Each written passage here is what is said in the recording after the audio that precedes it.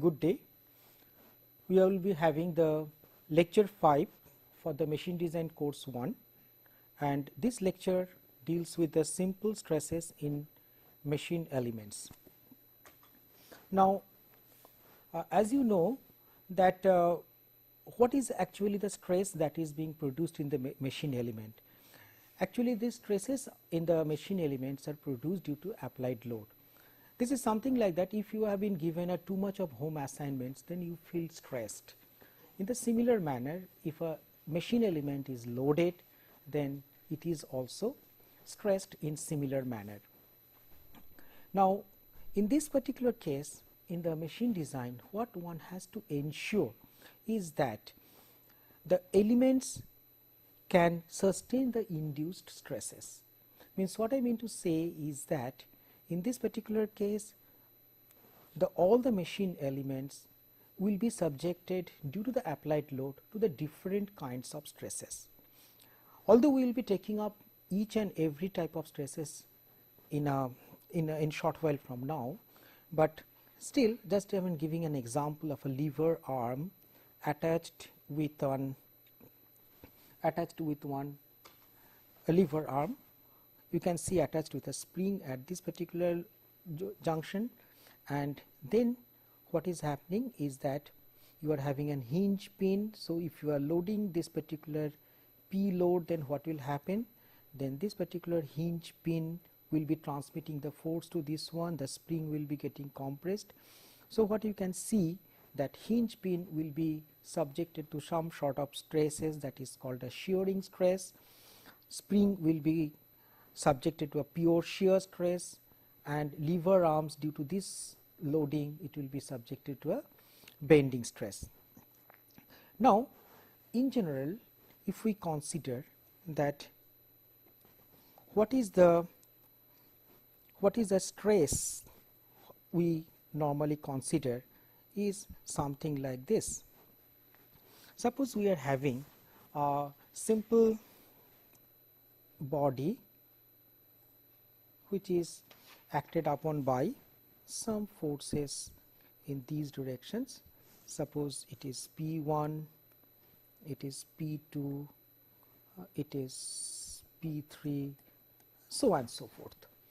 Then if you make a cut at any section like this, then what we will be getting? Due to this particular P1 and P2 and P3, if we are making a cut, and if we just try to find out that this portion of the cut is being removed, this portion of the cut is being removed, then what we get? We will be getting an internal forces generated in this one. Now, it is customary to put these internal forces one along the direction of the plane. This is the perpendicular direction to the plane, along the plane. Now, in this case, what we would be calling is that this normal force, what you will be getting is say delta F, and this particular force if we consider as delta V, then we consider a stress sigma equals to delta F by delta A, where we consider this limit delta A tends to 0. So, under these circumstances, what we call this as a normal stress, this what we call as a normal stress. Now, you can see that whenever you are vanishing this area, this proportionately this delta F will be also coming down. So, in the limit we consider this force to be a normal stress. Now, in the similar manner, if we consider this force component, then we are having another one, we can call this as an delta V by delta A, limit delta A tending to 0, and this is called a, let me write it little clearly, this is called a shear stress. So, we understand that any stress which is coming out perpendicular to the plane of the cut is called the normal stress, and anything which is coming as the tangential to the plane of cut is called the shear stress. Now, in general, what we can see in the next slide is that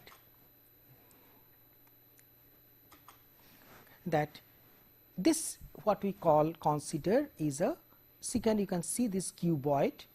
Now, this particular cuboid is nothing but what we represent as a stress at a point. Although it is a cuboid, we always consider is a cuboid as a representation for a stress at a point. What we can consider is that this cuboid, what is showing to be some dimension, is actually representing a point, and this actually represents a state of a stress at a point. Now, you can see the state of a stress at a point is defined as a normal stresses in three directions, sigma x, sigma y and sigma z, and onto the corresponding planes the shear stresses tau x y, tau y z and so on and so forth.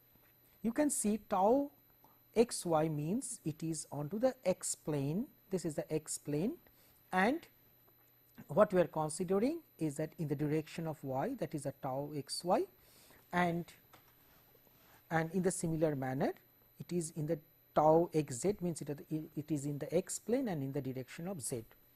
The overall state of stress at a point is defined by this particular matrix sigma x, tau x y, sigma this is tau x z, and similarly you are seeing it as an tau y x, sigma y, tau y z, tau z x, tau z y and sigma z.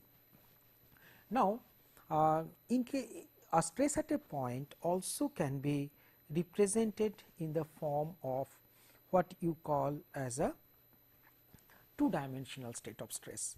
So, once we consider a two-dimensional state of stress, then we can consider just viewing from one side the cuboid. If we view from one side, suppose we view it from the side like this, having an coordinate y and then this is coordinate z, then we understand then this one will be coming out to be sigma y, this will be coming out to be as sigma y, this will be coming out to be as sigma z, and this will be coming out to be sigma z. Now, what will be the shear stresses correspondingly to this one? So, shear stress corresponding to this one, we can write is a shear stress in this direction as this way, one in the one in this particular manner, just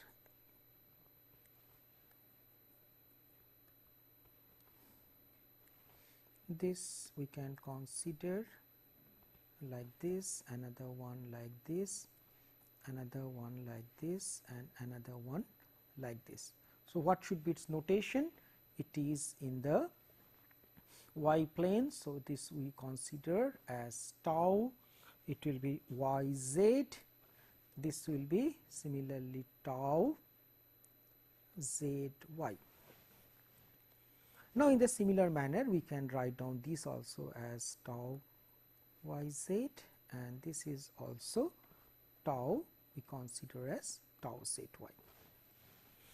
Now, one of the interesting facts is that if we eliminate then this sigma y, sigma z, sigma y, sigma z and we just simply retain this one, all other stresses, then what we get is this, that it is a state of stress for a pure shear. What we call is that this state of stress is a pure shear. So, once it is a pure shear, then what we consider is that we can see that if we, in this particular case, if we take a moment about this particular point of the forces that is arising due to the stresses on this face, this face, this face and this face, then it will be seen that what we can see that this particular force and this force, because this area, if we consider this length and the height. So, what is this length? This length is, so that means we can write down that force balance in the z direction. If we consider, then what we can see? We can see that tau yz and multiplied by what? This length is dz into top portion will be dx minus of tau yz into dz into dx equals to 0. That means, this states that force balance equals to 0 is maintained. Similarly, if we consider a fact that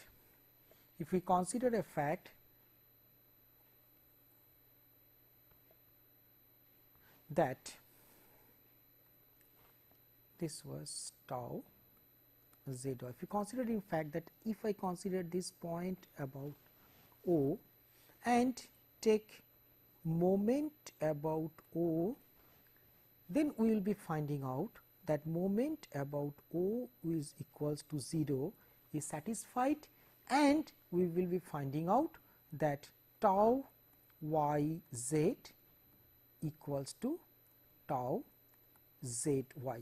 I am not doing the entire calculations. In the similar manner as earlier I have shown, you can also verify that tau yz comes out to be equals to tau zy.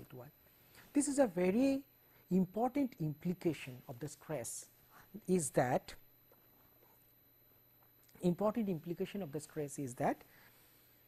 this mutually, always the shear stress occurs in a mutual perpendicular fashion and they are equal in magnitude.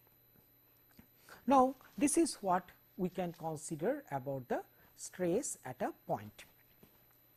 Now, if we try to see another aspect, is that when we are considering the stress onto the machine element, the machine element also undergoes certain amount of deformation. Now, that particular amount of deformation, what we are considering is being known to all of us, what we call as a strain. Suppose we write down the word Ex, then this strain in the direction of x axis can be written as what we consider as a sigma x divided by E. What is this E? This is we called elastic modulus, or it can be called as modulus of elasticity or simply Young's modulus. Similarly, we can have the idea, that means the same way we can write down as epsilon y in the similar manner as epsilon y by E, and like that we can also write. But if a body, if we consider a body acted upon, a body which is something like this, that we consider a body, again suppose a cuboid, acted upon by stresses like sigma x, sigma y, sigma z, then what we can see that in that case we can write down the expressions for all the forces in the similar manner as a 3-dimensional condition. This epsilon x we write down as epsilon x by E minus nu into epsilon y by E minus nu into epsilon z by E. What this implies? This implies that once you are having this particular idea, then if a body is acted upon by the load as shown in this figure, then a body can have a tendency of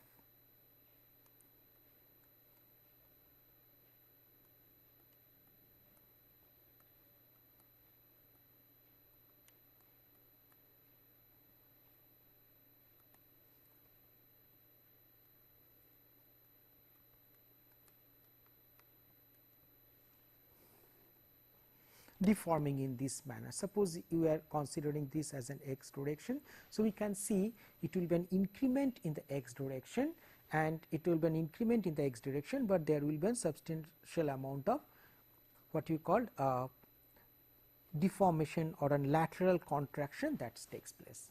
And this situation is taken care of by this idea what is called and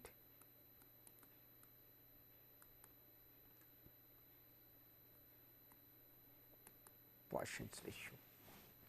So, in this particular case, if we write down the expressions for epsilon x, similarly we can write down this expression for epsilon y to be sigma y by E minus mu sigma x by E minus mu sigma z by E, and epsilon z can be written as sigma z by E minus nu sigma x by E minus nu sigma y by E. So, this way we can consider the strain of a machine member by these expressions as it has been shown here. Now, in the similar manner, whenever we are considering, we have considered this particular element just earlier case that it was a shear stress coming with this direction, shear stress coming in this direction, shear stress coming in this direction and shear stress coming in this direction. Then what we can see that this effect of this particular one, this was y, this is z, then effect of this situation comes out something like this. As I can see, it will be taking up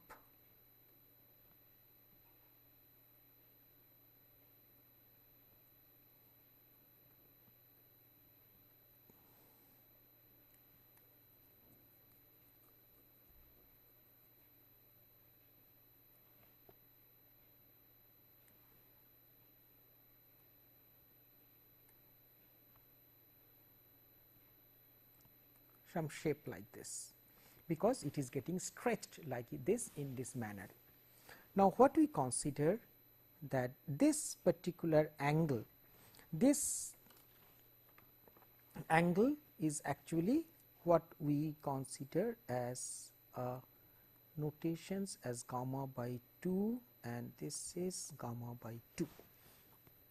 Now, due to such deformation, due to the pure shear of an element, this sort of distortion gives rise to this angular deformation and this gamma is called shearing strain. So, in this particular case of a pure element under shear, we get an idea of the shearing strain as such. Now, in the similar manner, the way we have discussed about the case what we are considering as the normal stress, in the similar manner when we are considering the shear stress, the shearing strain is also, we can consider this shearing strain, and this shearing strain is defined by the relationship tau equals to G into gamma.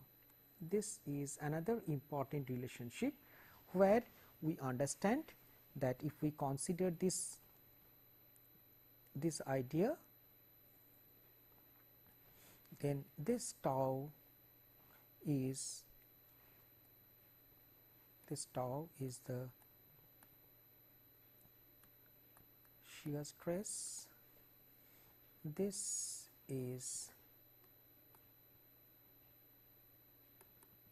shearing strain, and what we consider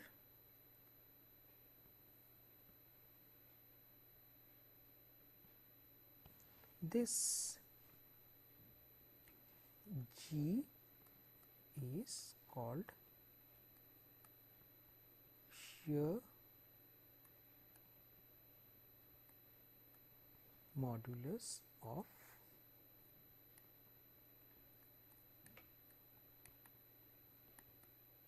elasticity. So, this one what we call as an shear modulus of elasticity. Now, once we know that these are the relationship between the stress and the strain or the deformation pattern, we can think of something more in the later part. What I was trying to show you is that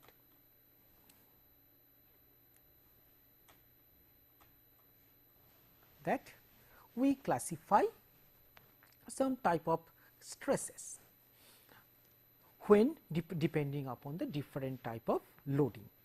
One thing one should remember, that we are having only two type of stresses.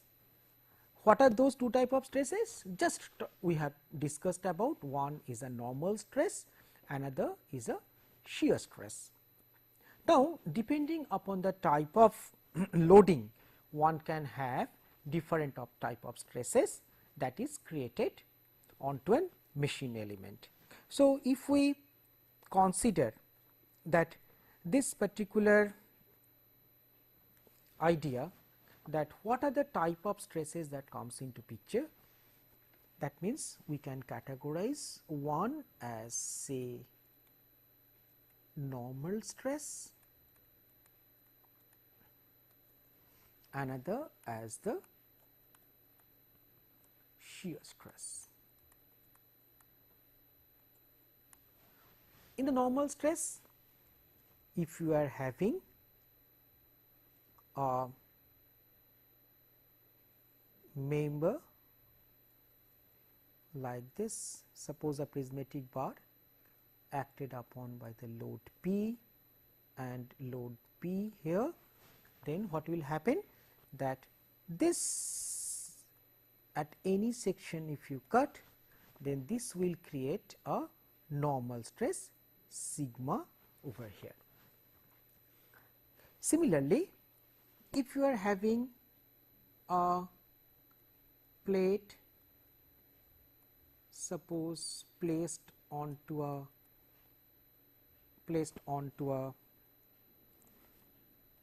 base and placed onto an base, and some amount of it is projecting out, and suppose a load is being applied to this one. Then what will happen? This member will, this member will just cut across this line. This member will just simply cut across this line, and it will come down over here. And this one, just after deformation, will look like this. This is an example where you can see a sheet metal when it is being cut, you give a load like this and it is getting sheared off. So, we call this word as sheared off. That means, what is happening by the application of load, a shear stress comes into picture and the machine element could not take up that shear stress and thereby it fails in shear. So, in contrast to the same, see, in this particular case the loading was along the axis of the member, and in this case the loading is perpendicular to the axis of member. This is the thing and this was the perpendicular to the axis of the member. So, this gives you an idea of the shear stress, this is the normal stress. So, what is the relationship of the stress? So, we will be writing this sigma as the stress created and this stress created is P by A, where A stands for what? This area, I mean let me draw it here again, this is the area, this area of the cross section is that A. And here also see the tau we will be writing as also P divided by A. See, the relationship between these two are the same, but only thing is that one is creating a shear mode, another is creating a normal stress mode. So, the relationship between these two will be coming out to be the same thing. And here if we consider an area, suppose in this direction, a cut, then what will happen? If we take a free body diagram, there will be load like this, one along the normal direction and one along this tangential direction. So, this tangential direction will create a tau stress. So, here it will be getting a tau stress and here it will be getting a sigma stress. So, what we understand that whenever there is a this sort of loading along the axis, we create a normal stress. When there is a loading which is acting perpendicular to the axis of the member, but tangential to the cross section, then we are getting a shear stress. What are the other forms where we can get the shear normal stress and shear stress respectively? Let us consider one situation like this.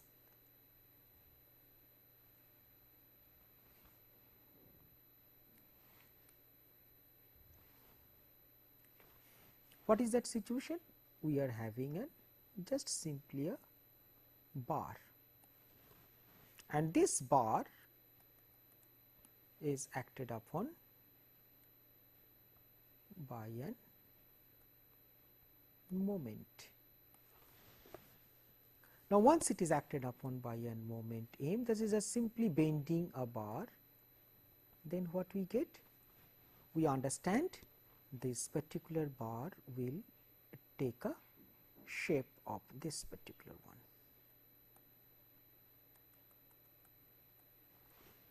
Now, you can consider that here, if we consider here on this topmost fibers, then we can see the topmost fibers are getting compressed and the bottom fibers are getting extended. So, this extension of the fiber and this is a compression of the fiber. So, what we are getting that as along the fiber it is getting compressed or extend respectively, then this also the stress here we consider as and stress sigma c, and here we consider the stress as sigma t. What is the T? T stands for a tensile type of stress and this stands for a compressive type of stress. So, in this case also the stress created will be of a nature sigma, that is normal stress, but it will have a two situations, one is sigma compressive, another is sigma tensile. So, somewhere in between we expect that there will be a zone where the fibers are not to be stressed at all by the application of this bending, these moments, external moments. So, here also we find out and one case where the normal stress arise. In a similar manner, if we consider another example over here, that we are having a bar, simple cylindrical bar. If you just consider a cylindrical bar like this, and if you apply a torsion T and another reverse torsion T over there, then what will happen? The bar will get twisted. That means this bar will have a something like that. Original line was there, so it gets, with respect to this, it gets twisted like this.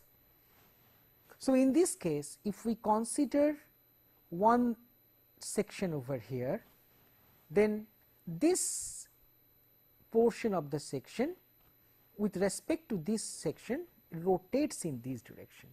So thereby a similar situation occurs, that as if this block is moving out with respect to this block in this direction. So hereby we can say that at this juncture, that is at this juncture, what we can get? We can get a stress of tau, that is called a shear stress. So we understand that if we consider or categorize the type of loads that comes onto the machine element, then we can say that what is happening is this, that normal stress are created by what? A direct load, what we call normally as axial load. This creates a stress of two types. One is tensile, that means both the loads are acting onto the element like this. Another is compressive, when both the loads are acting like this. Number B is the bending. Similarly, we are having shear stress. We consider again, if we write direct load, I hope that you understand direct load means but this will be something like as an transverse direction. Then you get and another one that is due to torsion. We have not we will be discussing later on that we can have also some amount also shear stress developed due to the action of bending onto a machine member. So let us consider that how we get the situations or the expressions what for this type of normal stress due to direct load, normal stress arising due to bending load, and the last one I am not explaining here by any figure, but I am just telling it is a shear stress due to bending. What is this one? We will be discussing later on. That is also we get a shear stress due to bending. So, if we see that what is this one as the figure comes out to be, then tensile stress we have already seen the figure, and this we have seen this particular expression also we have written. The compressive stress, it is just same axial loading, but in the reverse direction. Normal stress perpendicular to the section is always that one you understand. So, if you have the load, I also have shown this one, that it will be give rise to a sigma normal stress in this direction, and what we get, that shear stress in this line is a parallel to this section. So, this is what is comprises this gives us the idea of the tensile and compressive stresses. And if we think of a shear stress developed at a plane parallel to the applied force. Now, let us consider this idea. You can see this particular two plates, these are the two plates and these three plates. These two plates are attached by an bolt, or it is just fixed by one bolt, and here also you can see two, and this is a third plate. Those all the three plates are just kept in position by one bolt. Now, if we look what happens to this particular figure, then let us try to explain this one. This is the first situation.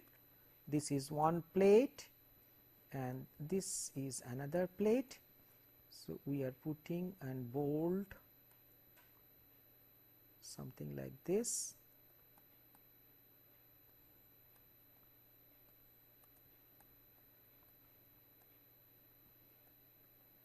Then what we get?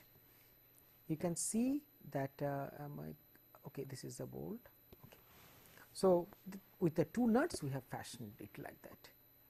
Now, we apply a load P. Although this P and this P are not in the same line, it creates a little bit of offset, but ignoring that fact, was more or less what is happening, this P will create that bolt to be dragged on this side, and this P will be creating a situation to drag this part of the bolt in this side. So, if the bolt fails under the load P, then it takes a shape of this, something like this. So, what we can see that there is a failure. How the load acted? The load acted along the plane, along the cross section, okay, that means transverse to the axis. So, thereby we call this as a shear failure. So, this is an example what we are trying to show for the shear stress due to the transverse loading. So, this is a shear failure. How many plane it has failed? It has failed in one plane. So, this shear failure is normally termed as a single shear failure. And what will be the mathematical expression for the stress developed? The tau is equals to the load P divided by A, where A stands for the area of the bolt. To be more precise, this is the cross sectional area of the bolt.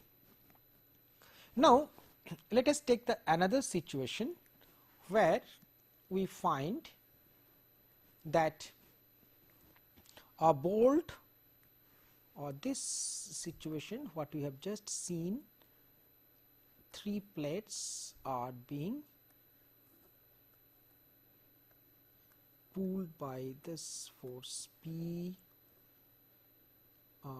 This is total P. So, let us give it as P by 2 and something like that, P by 2. Now, again similarly we are having a bolt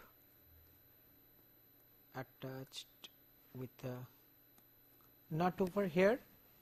Now, we can see that at this particular position what is happening, this portion of the bolt and this portion of the bolt will have a tendency to move in this direction, and this portion also in this direction, and this portion will also go like this direction. So, that means if the bolt fails, then it will, excuse me, it will take up a shape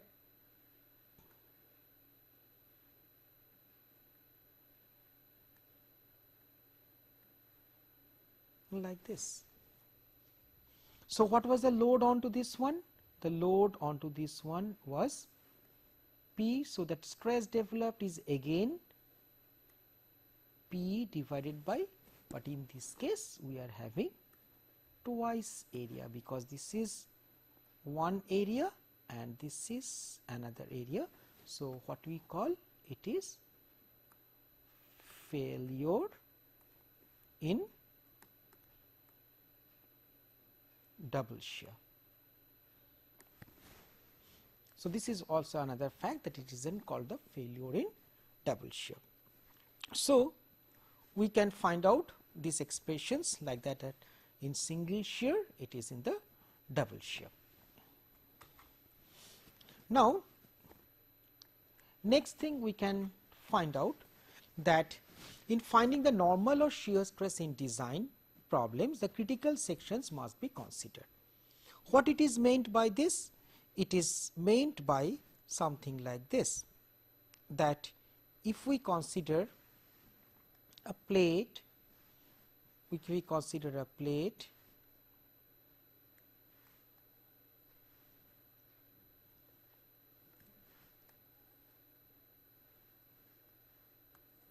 and there is a hole in the plate and you are this plate is acted upon by an load P in this way. This one, suppose having a dimension D, this is having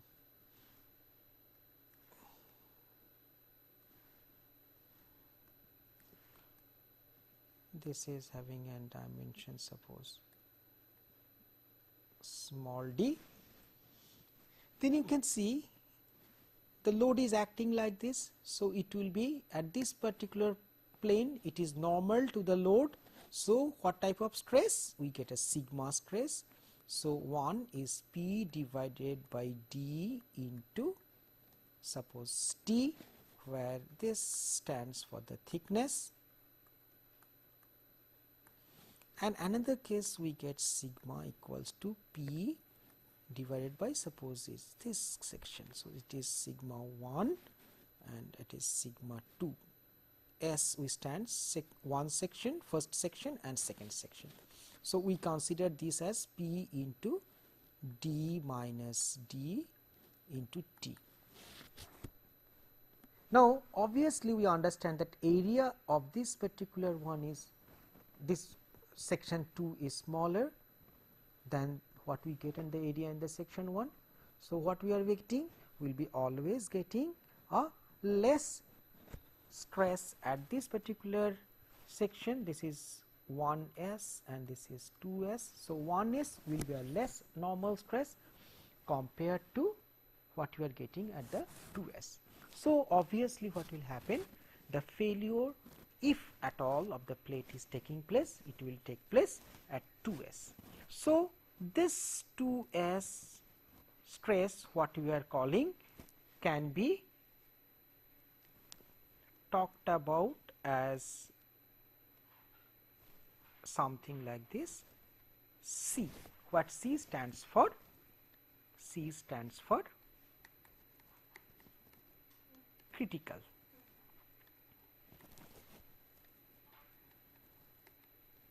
Section. So, what we want to know is that, in case of finding the normal stress in the design, either for the normal case or normal loading or the shear loading, always one should have an idea of the critical section. So, what we have gathered today is that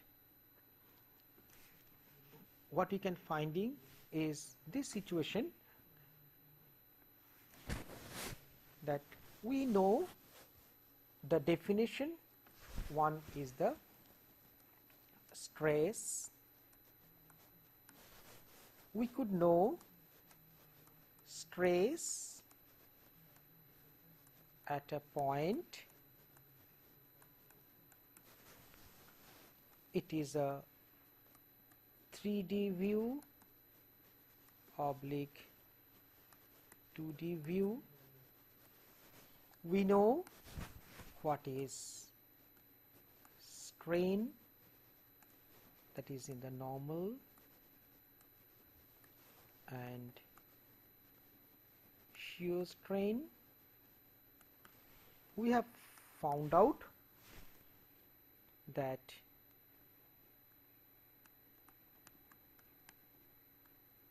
critical section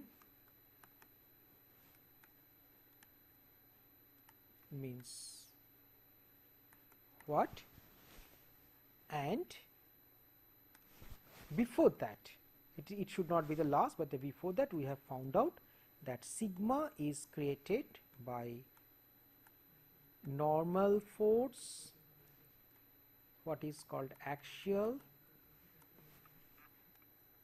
then bending moment, and we have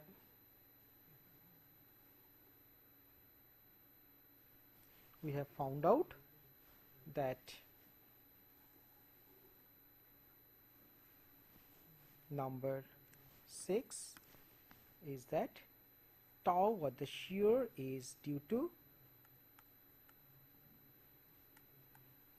transverse load, then torsional load, also due to bending.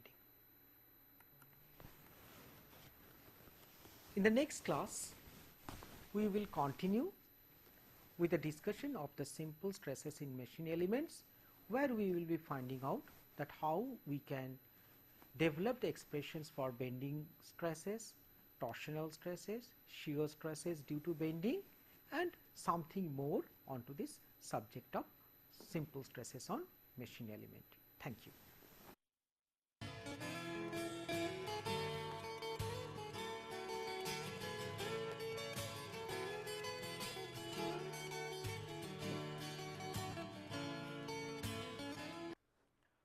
So, today we continue the lecture on simple stresses in machine elements, and this week is the lecture 6. Now,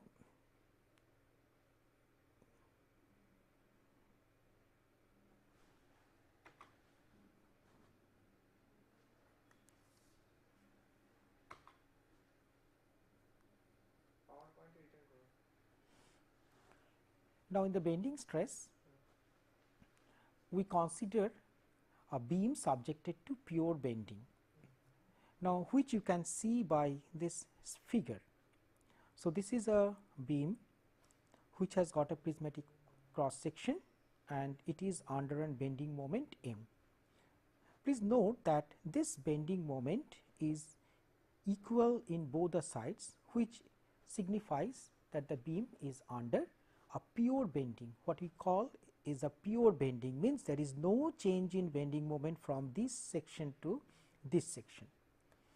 Now, under the action of such pure bending onto a beam element, what we can see that the top layer will be under compression, the bottom layer will be under tension. So, obviously, somewhere in between there will be a layer where there will be any tension or compression. Now, this particular axis is called neutral axis. Some other thing what we can also consider, that in this case of pure bending, the cross section of the beam is symmetric, has got an axial symmetry, and again the assumption is that after such bending, the plane section, or means the cross section, remains plane even after the beam has undergone a bending.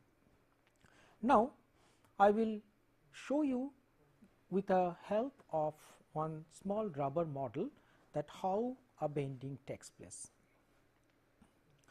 Now, this is one simple rubber which you can consider to be a beam segment, and my two hands, one on this side and another on this side, is approximately applying a uniform bending moment, equal bending moment rather, to be more precise, at the two ends. So, if I apply a bending like that, you can see that what we have just discussed earlier, that the top fiber is under compression. So, that the length of the beam segment, this particular segment is getting an compression, and the beam segment at the bottom side is getting extended, that means this is under tension. So, obviously, what here has been picturized by neutral axis N A is actually what we call as a neutral axis. That means, at the line along that neutral axis there is neither any tension nor any compression. So, this is precisely the model of a beam under a pure bending. Next, we go back to the text once again. So, what we have seen is that a beam which is coming out to be under bending means this particular beam, what we have considered in the earlier figure was something like this. This what we call as a neutral axis, this we call as a neutral axis, and this is acted upon by an pure bending. That means, bending moment at the both the sections are coming out to be the same. Now, under the action of this bending moment, as we have just seen that earlier, that we can have some idea is something like this. Once again, we draw it in a bend shape mode.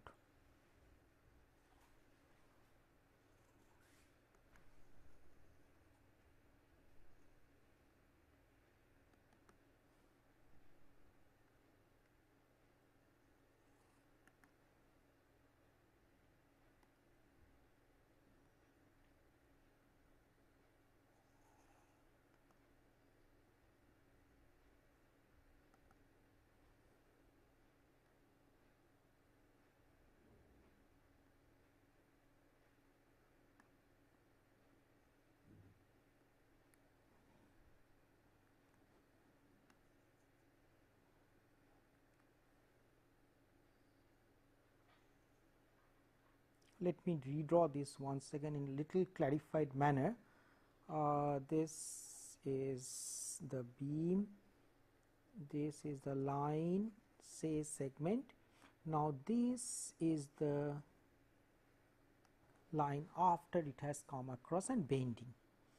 Now, this was the section got bent in the similar manner, and this what we call as an neutral axis.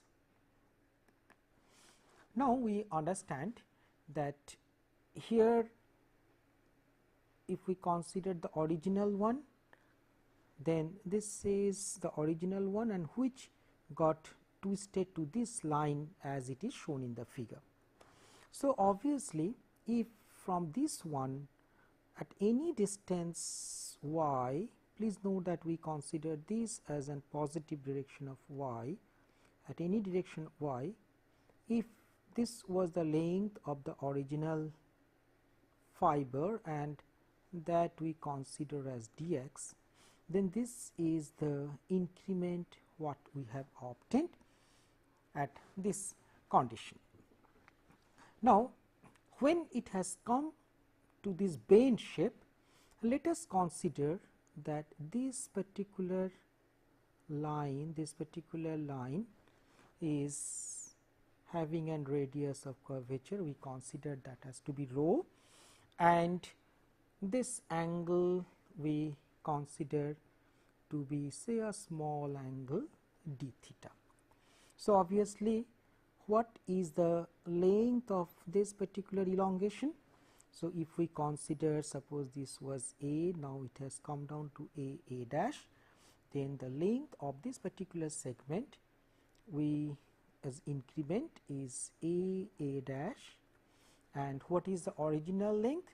The original length was the thing what we consider as a line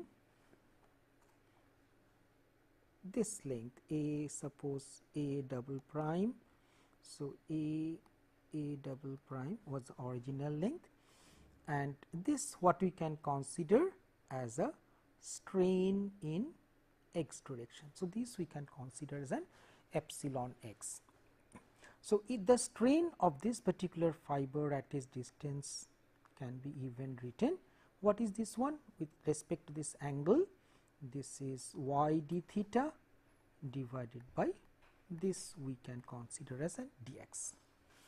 Again, one thing we can see that this y d theta is an increment, and what is the relationship between d theta and dx? Once again we can see that this particular one, when we consider this length dx, then immediately we can see that this rho, whatever we are considering the distance, this rho d theta was nothing but dx, because this was the original length. So, for once again we can consider this one as rho d theta equals to this is dx. So, obviously, if we substitute, then we can see that this d theta by dx, if we substitute, it comes out to be equals to y by rho. Now, this gives us a simple idea that epsilon x, or the strain of the fiber, is coming out to be equals to y by rho. So, if we now let us consider again